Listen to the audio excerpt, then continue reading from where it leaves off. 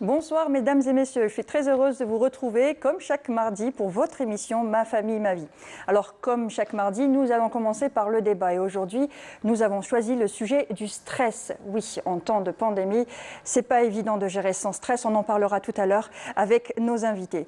Pour la partie rubrique, donc la première rubrique qui est conseils pratiques, je recevrai le docteur Zoubida Tuimer Aïtali qui est consultante en lactation qui nous parlera de l'allaitement en temps de Covid aussi, c'est très important, surtout donner des informations et des explications aux mamans qui sont peut-être contaminées. Est-ce qu'elles continuent l'allaitement ou pas?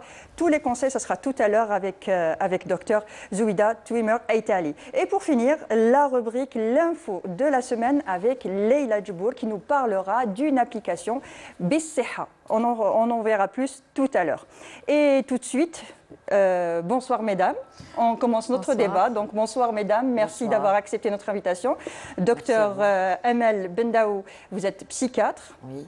Merci d'avoir accepté. Merci de votre invitation, Mia. C'est toujours agréable. Merci. Alors, docteur Samia Lamara, vous êtes psychologue. Merci d'avoir accepté notre invitation. C'est toujours un plaisir d'être avec vous. Alors aujourd'hui, nous allons parler de stress.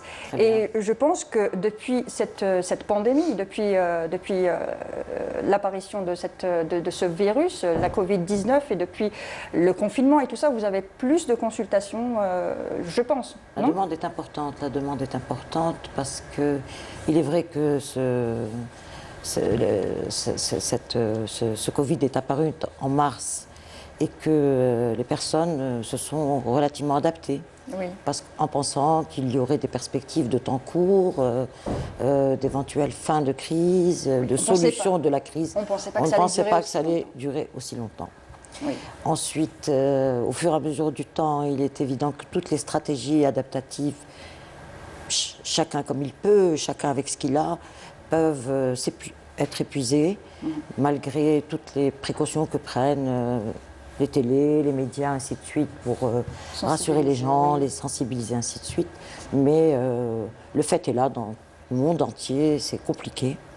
Et on a pour conséquence une augmentation du stress, des symptômes dépressifs, des troubles anxieux.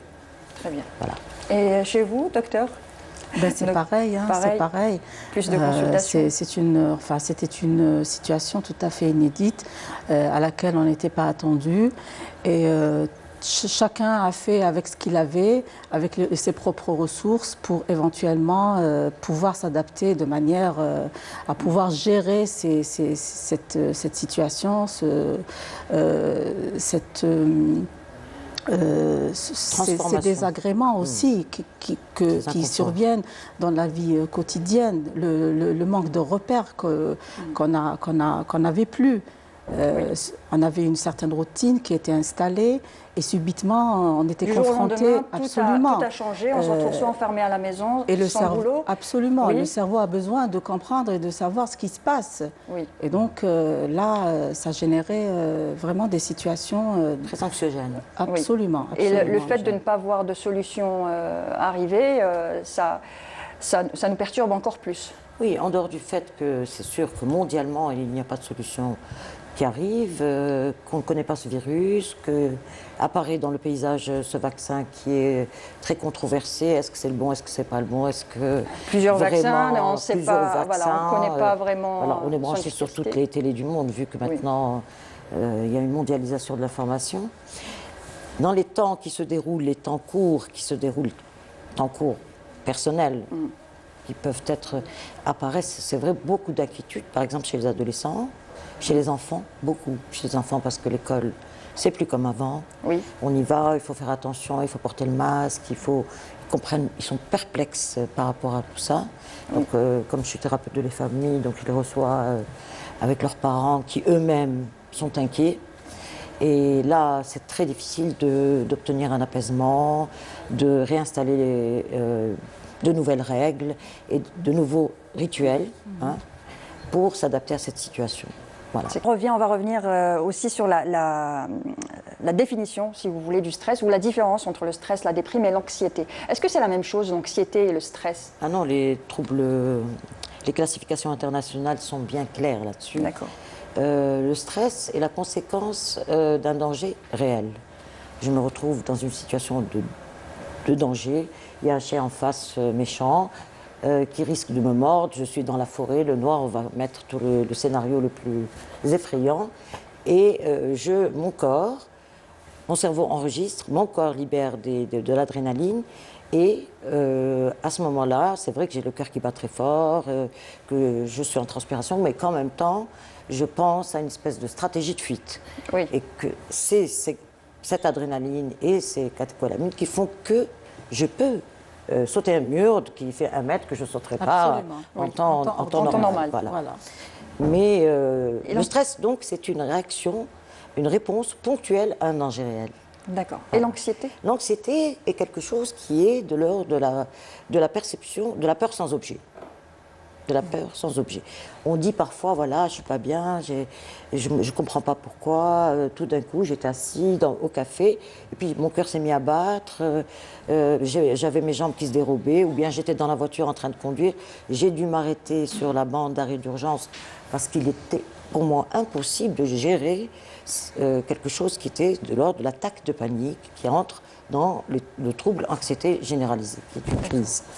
Et voilà, l'anxiété, c'est quelque chose où il n'y a pas forcément de danger réel. C'est-à-dire un étranger peut venir et dire « Enfin, madame, reprenez le volant, il n'y a pas de risque, je vous suis. » Impossible. C'est impossible.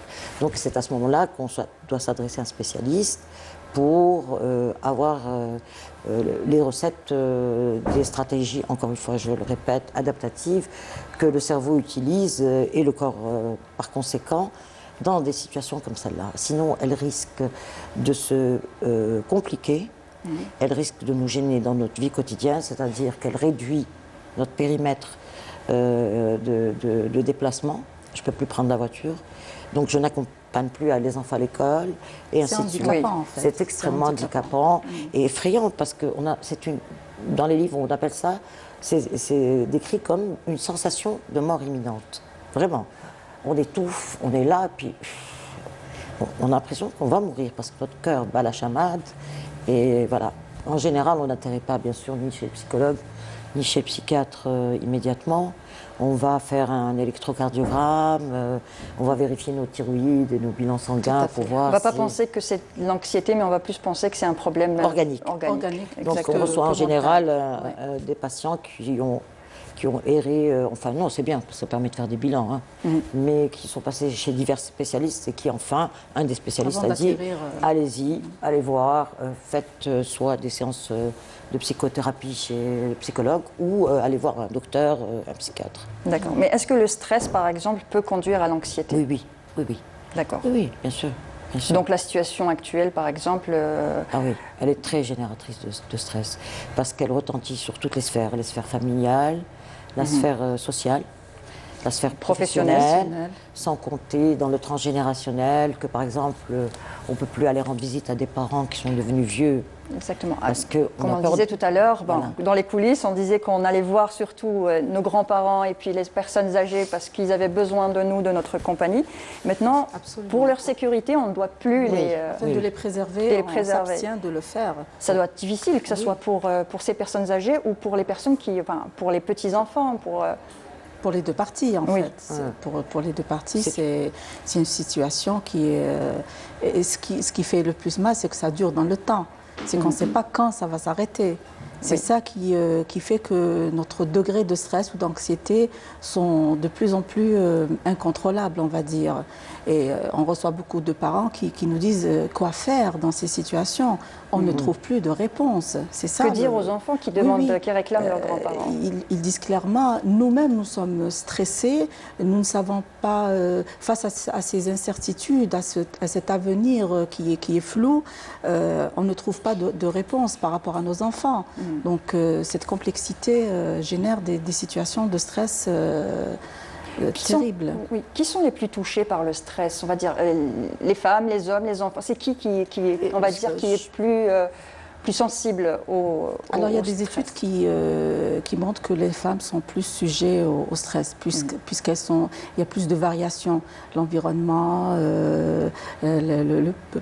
le côté professionnel, il y a beaucoup plus elle est plus exposée, on va dire, au risque, et donc elle est pas fragile dans le sens fragilité, mais dans le sens où elle est plus sujet à plus de pression et donc à plus de moins supporter ces situations de stress, on va dire. Voilà. C'est un peu aussi le fait d'être la maman, la femme, c'est souvent c'est la maman protectrice. Oui, le sentiment maternel. Voilà. Tout à fait. Le sentiment maternel et la maternité. Exactement. Il y a des appréhensions. Et la constitution physiologique des femmes, qui sont très courageuses chez nous. Et je tiens à le souligner. Bien sûr. Et qui ont diverses fonctions. Donc la fonction de maman, la fonction d'épouse, la fonction de souvent travail de femme au travail, ou même quand c'est pas femme au travail, c'est femme au foyer, et donc de la gestion de beaucoup d'interactions familiales dans les familles d'origine de chacun. Tout ça font que c'est vrai qu'elles peuvent, même si elles ont une endurance quand même bien plus elles sont beaucoup plus endurantes que les hommes, on va dire. Non, on va pas aller là-dedans, mais je veux dire, elles sont quand même endurantes et courageuses, voilà. Oui. Et donc, et elles ont plus de responsabilités, c'est clair. Et donc voilà, c'est pour ça que. C'est ce qui fait que voilà. Mais la chose la plus qui est la plus vraiment difficile dans cette histoire de pandémie, c'est la rupture du lien, quel qu'il soit. C'est-à-dire que je ne peux pas aller... Je discutais avant avec mon boucher, je discutais avant avec la voisine, mais tout le monde est effrayé, un masque, on se dit bonjour de loin, on ne se touche pas. Touche plus. Alors qu'on était très tactile au début. Nous sommes les méditerranéens. Voilà, exactement. Et l'aspect tactile est extrêmement important pour nous. Il fait partie de notre culture. Oui. Alors c'est une frustration énorme, même pour nos neuromédiateurs, je veux dire, la sérotonine, la dopamine, tous ces neuromédiateurs du bonheur, des centres du plaisir, sont grignotés. En prennent un coup, absolument. Vraiment, ils sont grignotés, puis on a l'impression, et on sait que dans le cerveau, quand on n'utilise plus quelque chose, et il est évident que la zone responsable de ce centre du plaisir va s'atrophier. Oui, elle se réduit. Donc peut-être qu'il faudrait penser à un moment donné, réfléchir en matière de neurosciences à comment... puisque nous sommes à l'ère de l'intelligence artificielle, à comment refaire vivre ces zones-là qui sont au bout de 7 mois. Et indispensables. Indispensables, c'est-à-dire ce sentiment de toucher son enfant, ce sentiment de faire un hug à sa grand-mère. Ça, il n'y a plus du tout. C'est vrai. Oui, c'est vrai que c'est... On est aseptisé, on ressemble aux Japonais, mais nous n'avons pas la même culture. On n'a pas la même culture, et le même cerveau. Oui, c'est clair, c'est clair. Et comment se rendre compte, par exemple, que notre enfant est stressé? Je pense que les adultes arrivent à comprendre s'ils sont en stress. On arrive à le ressentir, tachycardie et tout ça, tous les symptômes, même qu'on a vu dans le sujet. Mais quand c'est notre enfant qui ne sait pas forcément expliquer ses émotions, qui ne sait pas verbaliser tout ça, comment on se rend compte que notre enfant est sujet au stress?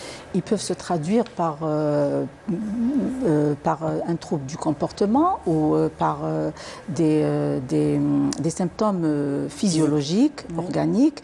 On a vu des enfants qui ne voulaient pas aller à l'école parce qu'ils avaient des douleurs au ventre. Le fameux mal au ventre. Absolument, ça c'est très courant. Et donc, c'est comme ça qu'il faut sonner la sonnette d'alarme. La maman doit être vigilante, surtout en cette période, pour vraiment, pas surveiller, mais être attentive, très attentive au comportement de ses enfants. D'accord. Mais je pense que maintenant, les enfants, en tout cas ceux que je reçois, arrivent à verbaliser plus facilement. Que les autres générations, on va dire. Notre génération, mais ça dépend de l'âge aussi. Oui, voilà. Ils disent maintenant, je ne suis pas bien. J'ai entendu une fois un enfant de 11 ans me parler d'une crise d'angoisse comme c'est écrit dans les livres. Vraiment, c'est impressionnant. Je suis restée perplexe. Il faut dire que la nouvelle génération est aussi très connectée, qui est encore plus informée, on va dire. Une génération très curieuse. Très curieuse. Voilà, et puis maintenant, on a les réseaux sociaux, on a pas mal de choses. Et on a aussi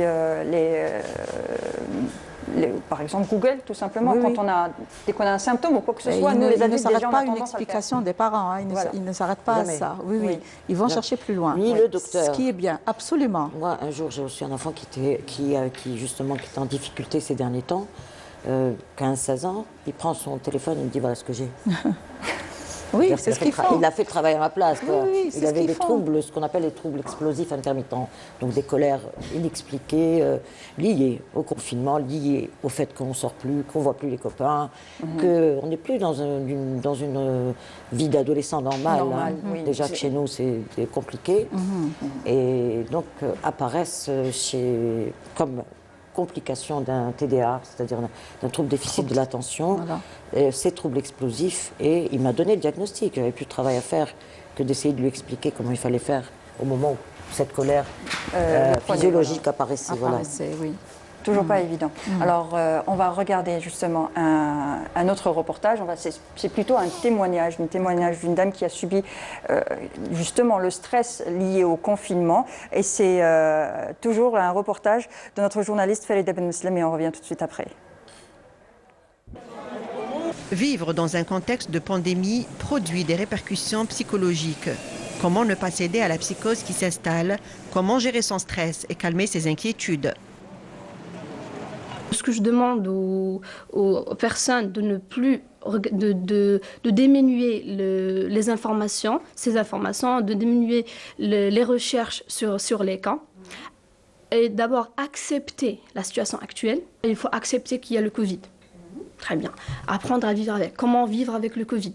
Faire des activités en famille, des activités, des dessins, des activités culinaires, à la maison, puisque surtout les gens qui sont confinés. Alors, favoriser les activités sportives. On peut faire du sport à la maison, on peut faire... Et aussi, faire des exercices de respiration, de relaxation quand on est stressé. Une épidémie mondiale est un événement traumatogène car on se sent directement confronté à une menace de mort. C'est un événement qui peut générer une forte charge émotionnelle, très difficile à contrôler. Tel est le cas de Sabrina qui a très mal vécu la période du confinement. Elle était anxieuse et se sentait en préoccupation permanente. La situation pandémique a affecté sa santé mentale. Je me rappelle exactement du moment précis où j'ai pris conscience que quelque chose de grave se passait. J'avais reçu ma belle-fille avec mon petit-fils un jour de semaine. Et puis mon fils qui travaille dans le paramédical m'appelle et il me dit « Maman, il va y avoir le confinement ». Je ne connaissais même pas ce nom. C'est-à-dire qu'il ne faisait pas partie de mon vocabulaire d'usage courant. Je lui dis « C'est quoi ça ?» Il me dit « Confinement, il faut que tu m'envoies absolument ma famille ». Et au moment où j'accompagne ma belle-fille avec mon petit-fils à la PAF, là, j'ai commencé à pleurer et je me suis dit, c'est la dernière fois que je les vois avant encore très longtemps. Je suis sortie de l'aéroport, j'étais complètement terrorisée. Je suis rentrée chez moi, c'était vide. Moi, je suis une femme qui vit seule. J'ai un balcon qui donne sur le grand boulevard. Et là, encore une fois, le couvre-feu, je pense que ça avait débuté 13h. C'est ça. Donc il y a un grand boulevard qui est d'habitude animé, les magasins ouverts, les gens qui montent et qui descendent, le bruit des gens, le bruit des enfants, toute cette vie.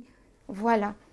À 13h, je regarde de mon balcon, deuxième choc, une vision d'apocalypse. On ne parlait que des morts. Après, il y a eu cet isolement. Cette coupure, vous savez, nous on est une société embrassade, accolade, contact, visite, les fêtes religieuses, on se rend visite les uns aux autres. Après il y a eu cette coupure qui s'est faite doucement, doucement, sans même qu'on s'en rende compte. Il y a une montée d'adrénaline, il y a une montée de peur qui vous paralyse. Après... moi, j'ai développé une agoraphobie, c'est-à-dire que je ne pouvais plus sortir. Mais intérieurement, on se sent dans l'insécurité, c'est ça. Et un jour, vous vous rendez compte que vivre est plus dur que de disparaître. Voilà. Que vous êtes paralysé, vous êtes parasité plutôt par ces pensées négatives, par la maladie, la mort, c'est ça. Le matin, je me suis réveillée. Je ne savais pas ce que j'allais faire, mais il fallait que j'en finisse. Il fallait en finir. Qu'est-ce que vous vouliez dire par en finir? Je voulais partir. Je voulais arrêter toute cette torture, tout ce malaise, tout ça. Voilà. Et vous étiez seule? Ah oui. Vous savez, vous êtes comme un robot. Vous répondez à une pulsion qui est de survivre. C'est bizarre, c'est vraiment paradoxal, mais pour survivre à tout ça, il faut partir. Je ne sais pas si je peux m'exprimer comme ça, c'est-à-dire que ça devenait insoutenable. Je me suis allongée et j'ai pris une boîte de médicaments. Toujours ma voisine qui a les clés. Donc le matin, elle est venue et ils m'ont trouvée par terre dans le jardin.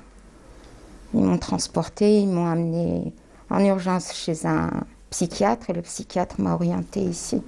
De lancer un message pour ceux qui sont en détresse. Peut-être qu'il y a quelque part des gens qui sont comme vous, Oui. qui sont peut-être seuls, Oui. ou pas. Ils ont vraiment besoin d'aide, mais ils ne savent pas qu'il y a, comme vous dites, une issue de secours. De toute façon, dans la vie, il n'y a pas de fatalité. Hein.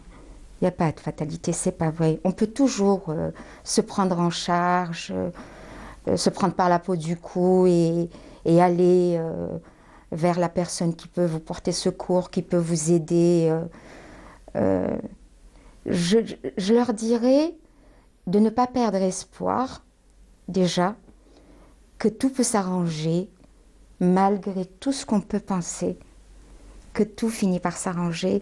Il suffit juste de prendre la bonne décision au bon moment. La solitude, voilà, justement, la solitude, ça aggrave la situation, on va dire. Le fait d'être un peu isolé, ça aggrave un peu le stress. Oui, oui. Ouais. Il est évident que cette situation de pandémie a fabriqué, a scindé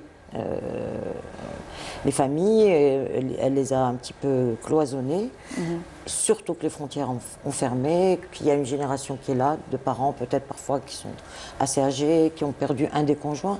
Oui. On a des tristes récits comme celui qu'on vient d'entendre là, avec parfois des passages à l'acte, oui, oui. Parce qu'il y a une espèce de solitude extrême et on ne sait pas à qui s'adresser. Cependant, il y a maintenant des espaces thérapeutiques. C'est-à-dire que cette dame, ou le récit de cette dame, dont on en reçoit tous les jours, enfin j'en reçois et je suppose que madame aussi, quoi. Et moi je dis toujours, écoutez, vous avez 7 espaces. Vous pouvez venir quand vous voulez, s'il y a quoi que ce soit, même de l'ordre de l'orientation médicale. Je peux vous orienter chez un médecin, je peux vous faire des séances de relaxation chez un psychologue, pour rester en lien, ne serait-ce que avoir un espace où aller quand on n'est pas bien.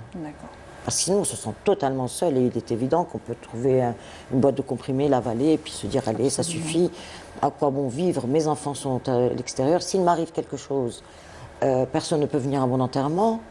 Il y a des personnes qui sont séparées de leurs parents et qu'on emmène à l'hôpital puisqu'ils se retrouvent enterrés dans des fosses communes. C'est vraiment des stress extrêmement importants. Les fosses communes, c'est à l'étranger que ça se passe, oui. Moi, quand on entend parler de ces histoires-là, quand on sait que nos parents sont à l'étranger et que c'est la solution, enfin, c'est ce qui se passe pour les personnes qui sont en train de décéder à l'étranger, qu'on ne peut même pas rapatrier le corps, qu'on ne peut pas lui offrir notre rituel, quoi. Nos rituels qui permettent de... Voilà, exactement. Parce que le deuil, il a un processus qui doit se faire pour pouvoir surmonter cette fatalité. Est-ce qu'on peut prévenir justement le passage à l'acte, cette situation, le stress, est-ce qu'on peut le prévenir? Il suffit par ces émissions comme celle qu'on a fait aujourd'hui, ou par les réseaux sociaux, d'expliquer aux gens, surtout qui sont dans des situations d'isolement ou d'incompréhension, je veux dire, que l'on peut s'adresser à une personne. Moi, j'ai une page ouverte au public et où je dis que je suis disponible, par exemple, et je pense que tous les intervenants peuvent le faire. et que voilà où est mon adresse, voilà où est mon numéro de téléphone, vous pouvez venir si vous présentez tel et tel symptôme. Ça serait bien que la majorité des médecins, je pense qu'ils le faire. font, Et surtout, les thérapeutes aussi. Oui, et surtout sensibiliser les gens à ne pas avoir cette gêne et d'aller vers s'adresser à des spécialistes. Oui. Durant la pandémie, enfin, on est encore en plein dedans. On a proposé nos services, même en ligne, bénévoles, même par téléphone. Oui. C'est-à-dire, pourvu que les gens sachent qu'on est là, il suffit parfois de les écouter. 5 minutes. Ouais. Oui. Pas plus. Parfois, c'est 5 minutes, c'est allô. Ça permet de relativiser et de surpasser la situation difficile qu'ils croient insurmontable, en fait. Voilà. Et il y a même parfois des gens qui sont à l'étranger. Moi, je suis en contact avec des gens qui sont à Dubaï, ou qui sont en France, des jeunes qui quittent, par exemple, pour aller faire des études, et en fait qui n'arrivent pas à être pris en charge là-bas parce que la culture est totalement différente. Et on dit, bon, le lien, ça va, mais c'est pas la peine de pleurer parce que ta mère n'est pas là. Mais chez nous c'est important que voilà, je veux dire, c'est pas du tout la même chose. Oui. Et donc, on reste on leur propose des téléconsultations rassurantes, pas plus, parce que aussi les thérapeutes sont parfois débordés par la demande, et on a appris au fur et à mesure de notre expérience de ne pas être débordé par la demande, mais juste 5 minutes, je te réassure, tout va bien, qu'est-ce qui se passe, on essaie de trouver une solution ponctuelle, et puis, mais on sait qu'il y a quelqu'un. D'accord. En tout cas un spécialiste qui a une oreille particulière et qui peut écoute attentive, nous donner une solution rapide à notre état d'inquiétude. Tout à fait. Et par rapport aux personnes qui par exemple, qui ne réagissent pas, qui ne stressent pas justement par rapport à ce qui est en train de se passer en ce moment, qui continuent leur vie tranquillement alors qu'on est dans une pandémie, que c'est quand même grave, qu'il y a des morts, que la situation est critique, si on peut dire. Oui, je pense qu'on ne peut pas ne pas être sensible à ça, parce qu'en fait, si on ne réagit pas, si on ne stresse pas, si on continue son quotidien normalement, quoi. Oui, il y a dans les conséquences du psychotrauma ou dans les réponses des états de stress post-traumatique, c'est un stress post-traumatique, le Covid. Et donc, c'est vrai qu'il y a des situations de ce qu'on appelle de stress dépassé. Pour exemple, comme on disait tout à l'heure, il y a un tsunami et puis tout le monde est affolé et tout ça. Puis il y a une dame qui continue comme tous les matins à la même heure de balayer devant sa porte. Oui. Parce que l'immensité, la tragédie est telle que je ne peux même pas encoder cette situation. C'est impossible pour moi.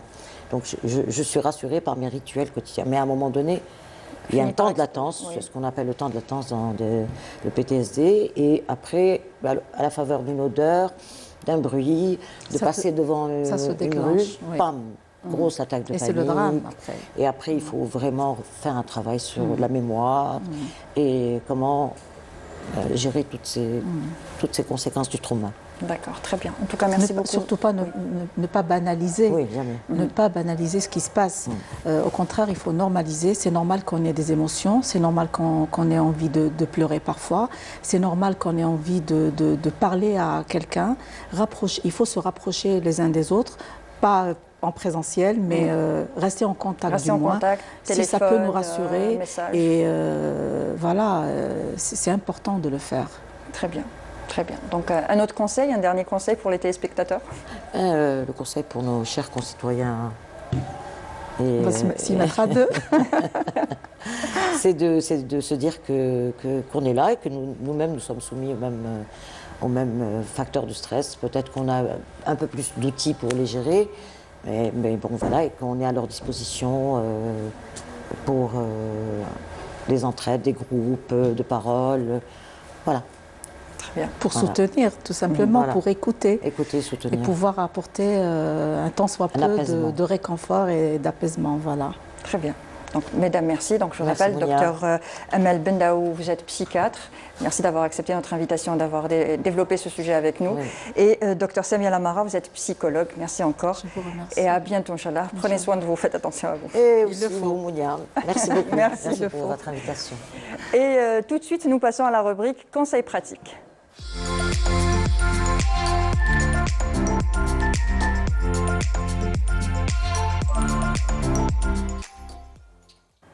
Place à la rubrique conseils pratiques et aujourd'hui je reçois docteur Zoubida Tuimer Eitali. Vous êtes médecin spécialiste en anesthésie et réanimation et consultante en lactation. Oui, bonsoir et merci d'avoir accepté notre invitation. Bonsoir Monia, merci pour l'invitation.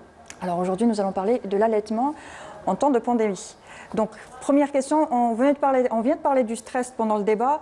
Donc, cette question m'est venue tout de suite. Avant de commencer à parler du virus et de l'allaitement, est-ce que le stress peut influer sur, on va dire, sur la production de lait, si on peut dire ça comme ça, de la maman? Est-ce que ça joue un rôle ou pas? Est-ce que ça, parce qu'on a souvent cette idée reçue de ne pas stresser la maman parce que si on la stresse, elle risque de perdre son lait. Est-ce que c'est vrai?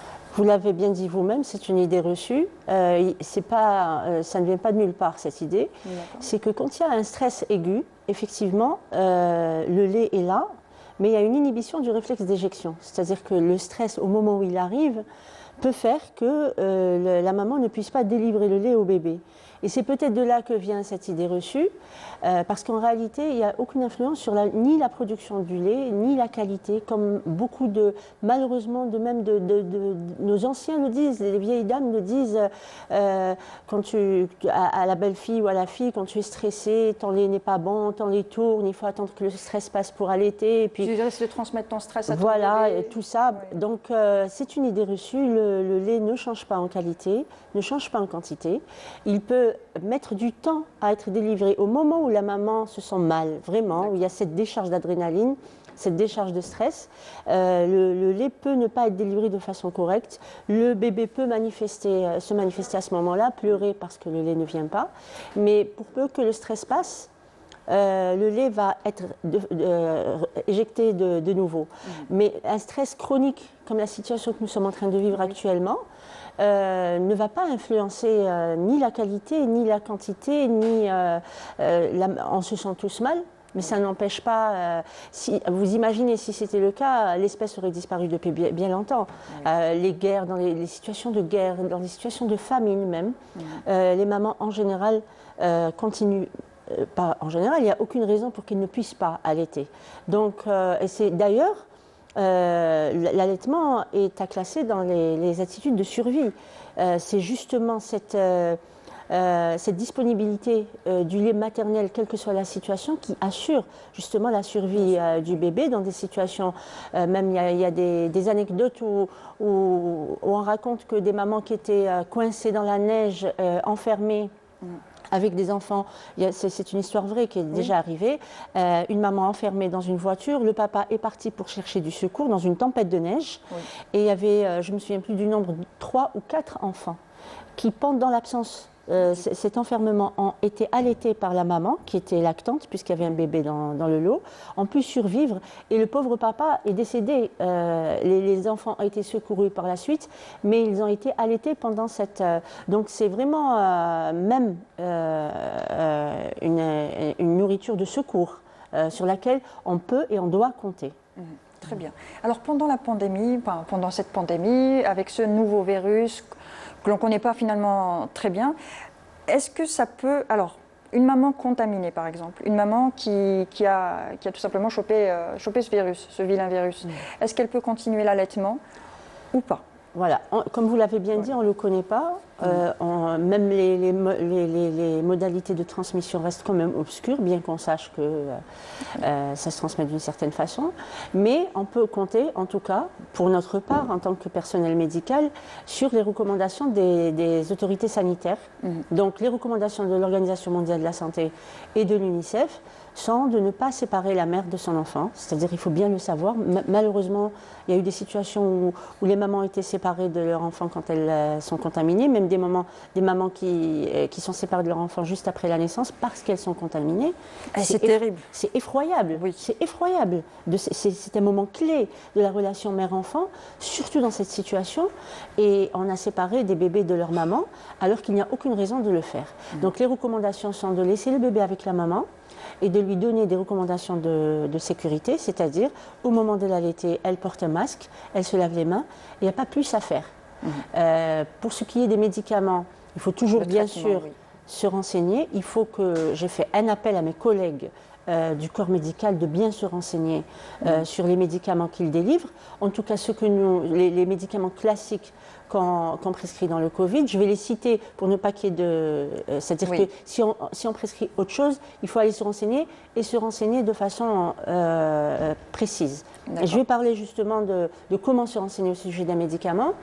Donc les médicaments classiquement délivrés, l'azithromycine, l'antibiotique, ne contre-indique absolument pas l'allaitement. Il n'y a aucune attitude à avoir. Les anticoagulants comme le Lovenox ne contre-indiquent pas l'allaitement. Les corticoïdes ne contre-indiquent pas l'allaitement. Même l'hydroxychloroquine, contrairement, on en a peur, on ne comprend pas pourquoi d'ailleurs. Elle règle pas mal de problèmes.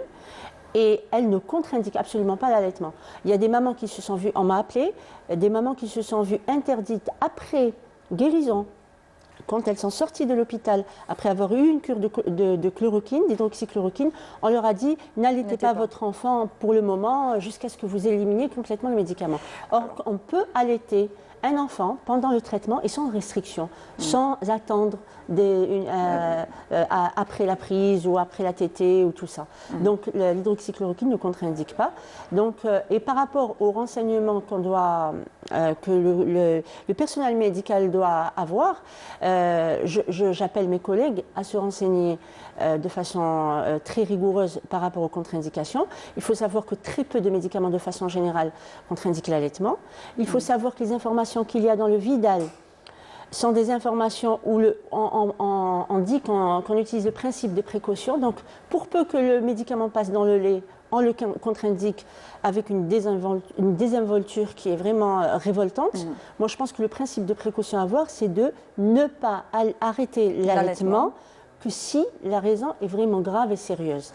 Parce qu'il faut essayer de ne plus penser en matière de bienfaits de l'allaitement, il faut penser en matière de risque de non-allaitement. Parce que les bienfaits, le miel a des bienfaits, certaines tisanes ont des bienfaits. Le lait maternel, priver un enfant d'allaitement, c'est lui faire courir des risques. C'est ça qu'il faut se mettre dans la tête. Et c'est pour ça que quand on contre-indique l'allaitement dans une situation qu'on pense qu'elle le nécessite, il faut vraiment être sûr de ces informations. Et quand un médicament, et c'est très rare, contre-indique l'allaitement, il faut d'abord chercher une alternative à ce traitement. Si vraiment il n'y a aucune alternative et que c'est absolument nécessaire, peut-être. Mais il faut vraiment être sûr que ce médicament contre-indique l'allaitement et il faut pourquoi pas aussi organiser l'allaitement de l'enfant et parler du co-allaitement.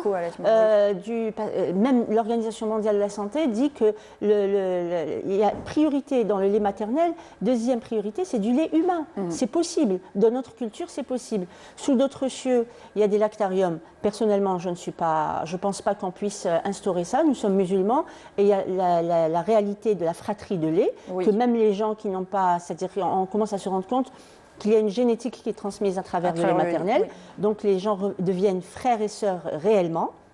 Donc de ce point de vue-là, on ne peut pas envisager les lactariums, ou sinon d'une certaine façon, de façon à tracer le lait qui est donné à l'enfant, ou sinon le co-allaitement.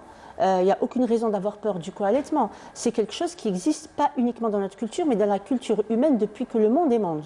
Il y a quand une mère meurt ou qu'elle n'est pas disponible pour une grave maladie, c'est tout à fait possible de prendre en charge cet enfant.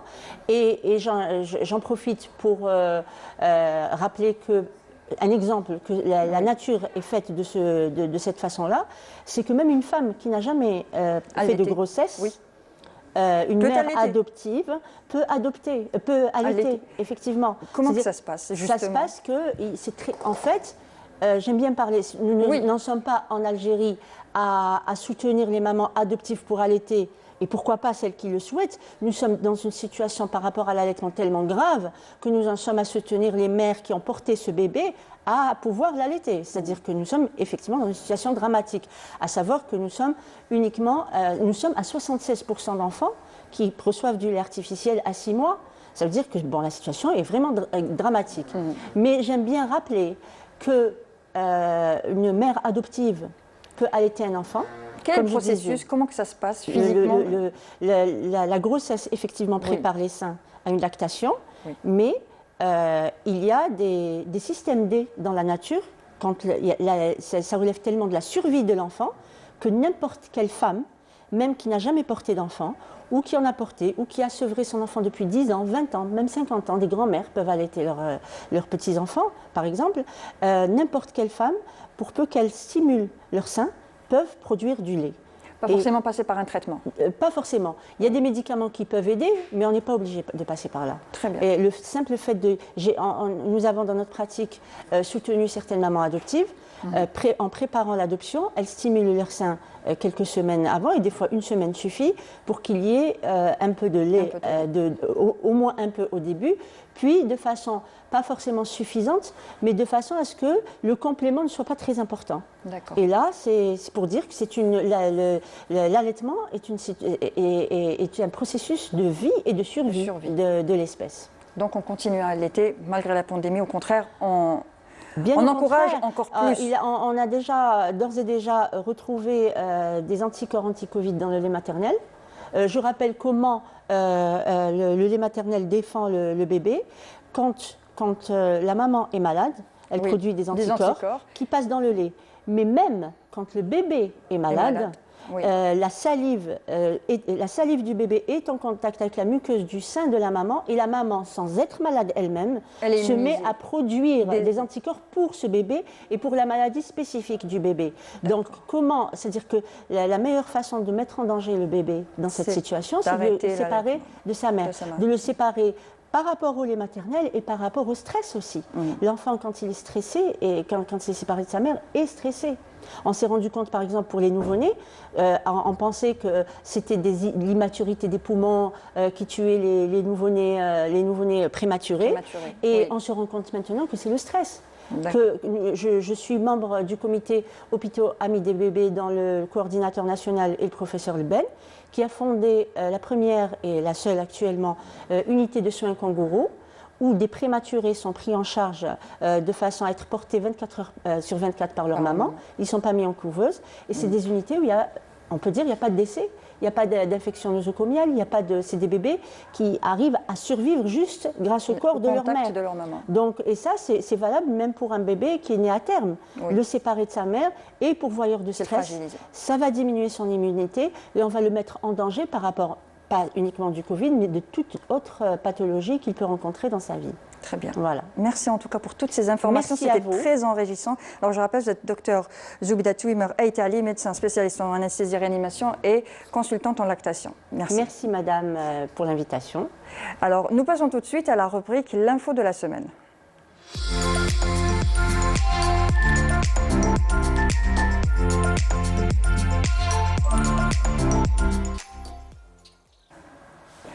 Et tout de suite, la rubrique l'info de la semaine avec Leïla. Bonsoir plutôt Leïla Djibour. Bonsoir Mounia, ravie de vous retrouver. Tout à fait, moi aussi, en tout cas. Votre invité, présentez-nous. Alors, mon invité est Sharaf Hembli et il vient nous parler de cette application qui est Biseha. Et oui, il faut savoir qu'avec le Covid, les Algériens sont allés loin dans le domaine de la technologie. Bonsoir Sharaf. Bonsoir, comment allez-vous? Très bien, bienvenue. Super, merci. Alors, cette application, on va dire qu'elle est quand même révolutionnaire dans le domaine de la santé. En effet, c'est une application qui va changer le quotidien des Algériens et améliorer l'expérience santé pour tous les citoyens. Alors, il faut savoir qu'il y a énormément d'applications, vous allez me dire, qui ont émergé durant le Covid. Mais celle-ci a une particularité quand même, il faut le dire, c'est que c'est la prise de rendez-vous. Voilà, exactement. Donc nous sommes la première application en Algérie à avoir favorisé la prise de rendez-vous médical entre le patient et le malade. Donc c'est vraiment ça qui fait la différence aujourd'hui sur le marché médical algérien. C'est qu'on a permis à tous, de manière gratuite, de pouvoir prendre un rendez-vous à n'importe quel moment et en ligne et gratuitement. Et de manière instantanée, Mounia, d'ailleurs on va pas tarder à l'essayer, hein, bien sûr, c'est vraiment d'utilité publique. Et il faut dire que cette application, elle est venue à un moment où les Algériens en avaient besoin. Alors, ça s'appelle Biseha. Pourquoi Bi? J'imagine qu'il y a un jeu de mots quelque part, Sharaf. Alors en effet, Bi en anglais, c'est l'abeille. Oui. Et en fait, on a choisi ce nom-là parce que l'abeille, si vous voulez, c'est une créature, un animal qui est extrêmement productif, très extrêmement intelligente, proactif aussi, également, et très travailleur. Donc l'abeille, de manière générale, est très travailleuse, mais elle est également dépendante. Donc on a besoin d'elles dans la communauté pour pouvoir, si vous voulez, s'améliorer et vivre. Donc si vous voulez, Bisiha, c'est un petit peu ça, l'esprit. C'est un esprit de travail, un esprit de proactivité, mais un esprit également dépendant, dans le sens où on a besoin les uns des autres pour avancer. Alors oui, on a besoin les uns des autres et justement, on a besoin surtout des médecins qui sont inscrits donc, sur la plateforme. Alors, comment se déroule l'inscription des médecins? Déjà, vous avez prospecté beaucoup de spécialistes. Il faut savoir qu'il y a beaucoup de domaines. Hein. Donc oui, c'est exactement ça. Donc nous, on a quasiment une vingtaine de domaines qui sont représentés sur Bisiha. On passe du dentiste au psychiatre, au pédiatre, au chirurgien. Donc on a vraiment énormément de spécialités qui sont disponibles aujourd'hui sur l'application. Oui. Comment s'est fait le travail? De manière, si vous voulez, assez élaborée, sophistiquée. On a toute une équipe de commerciaux avec des business developers également qui prennent en charge le démarchage, la prospection sur le terrain. Donc on est parti visiter chaque docteur qui sont sur la plateforme dans 4 wilayats et on a présenté le produit Bisiha, cette application, cette plateforme numérique qui change la vie du docteur, mais également celle du patient. Et la vôtre aussi, parce que, la nôtre également, parce que cette transition numérique, elle est accélérée par la pandémie. Donc oui, malheureusement, c'est un contexte assez particulier, mais qui vous a réussi quand même, parce que vous êtes les premiers en Afrique. Oui, ce qui est assez incroyable également, c'est que Bisiha n'a pas été conçu durant la période du Covid. Oui. Donc l'idée est venue juste avant le Covid, mais c'est renforcé pendant justement cette période. Où les Algériens sont connectés. Alors, dès l'installation, il y a eu près de 512 inscrits. Exactement. Donc, c'est énorme. Aujourd'hui, nous sommes au double. Au double. Donc, oui, voilà, on passe la barrière des 1000 téléchargements, des 1000 utilisateurs actifs. Et en nombre de médecins, on est à environ 600 docteurs, toutes spécialités confondues, disponibles sur la plateforme. Quels sont les wilayas justement? Donc nous sommes sur 4 wilayats. La wilaya d'Alger, celle de Blida, celle de Boumerdes et celle de Tipaza. D'accord. Vous avez l'intention d'essayer de faire tout le territoire national ou... Oui, l'ambition de Bisiha, c'est bien évidemment, si vous voulez, d'étendre son réseau, mais également de permettre à plus d'Algériens d'accéder à cette facilité de prise de rendez-vous médical. Donc nous, le but, bien évidemment, c'est de s'étendre au maximum et d'être présent sur tout le territoire national. Alors, il y a une spécialisation avec le nom, la localisation, l'endroit des cabinets, des spécialistes. C'est-à-dire que c'est de la prise en charge vraiment personnelle. Voilà, c'est du cas par cas. C'est ça. Donc, à partir du moment où le patient va vouloir prendre un rendez-vous avec son docteur, il aura la possibilité de choisir soit le nom, s'il connaît déjà son docteur, soit sa spécialité, avec sa localisation. Et quand il va prendre rendez-vous, le rendez-vous va être automatiquement mis sur la plateforme du docteur et il aura accès au point GPS du docteur. Il n'aura plus à chercher sur Google où se trouve le docteur, quel est son numéro, comment accéder à ces détails. Est-ce que, par exemple, on va dire un exemple. Oui. Il est 21h, mon enfant fait de la fièvre. Pour le moment, ça va. On a tendance on sait comment que ça se passe avec les enfants, il faut attendre un peu. Exactement. Donc je veux prendre un rendez-vous le lendemain matin. Exactement. Comment je fais? Alors, je peux le faire à 21h. Voilà. C'est-à-dire qu'il y a un spécialiste qui est là, qui nous écoute et qui est en simultané. Donc, alors, c'est quoi la téléconsultation? Dans un premier temps, si vous voulez, c'est de permettre aux docteurs et aux patients de pouvoir avoir une interaction, de pouvoir échanger sans avoir à se déplacer. Donc, Bisiha a mis au point une plateforme qui n'est pas sous-traitée. C'est une plateforme créée par Bisiha dans laquelle le docteur va pouvoir contacter avec sa vidéo, donc soit depuis son téléphone ou depuis son ordinateur, et avoir un échange avec le patient en direct. Ça peut être très utile, notamment pour les personnes qui sont atteintes du corona, par exemple, et qui ne doivent pas sortir et être à la rencontre d'autres personnes. Donc, pour éviter et minimiser ce risque d'exposition, la téléconsultation, c'est vraiment l'atout en plus. Très bien, donc on va voir une vidéo, n'est-ce pas? Oui, on a un petit teaser de l'application Bisiha.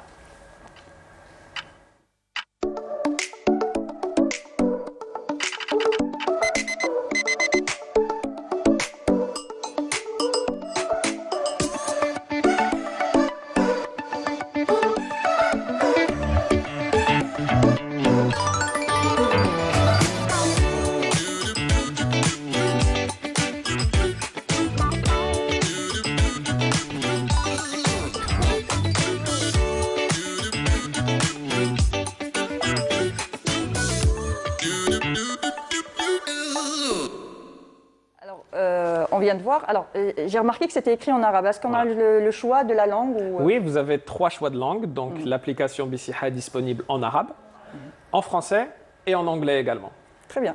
Donc c'est vraiment international pour l'instant. Et j'ai un truc encore à ajouter par rapport à ça. C'est vraiment, je pense, surtout le concept est venu aussi pour débarrasser les salles d'attente des files interminables. Et on sait que pour n'importe quel petit bobo, eh ben, on attend des heures parfois chez un spécialiste.